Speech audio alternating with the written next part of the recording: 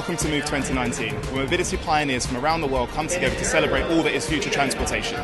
Join Auto Futures for exclusive interviews with CEOs and executives all from around the world. I think it's a really positive gathering of different type of people and companies brainstorming in preparation of the future here. Everybody who's ever been in a car has always imagined that situation where they can just press a button and the car will drive itself. And of course we'd all like that tomorrow, but it will happen, and I think that's the journey we're all on.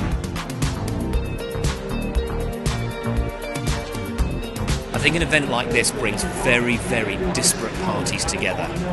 I look at this environment and I don't see my direct customer, but what I see is over 3,000 stakeholders that are part of the whole energy ecosystem that we're trying to make sure is fit for purpose.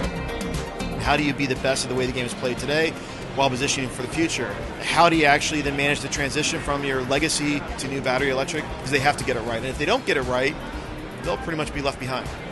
The world does need a lot more electrification, and the system is electrifying, and more players coming into the scene and collaborating is only good thing for the industry.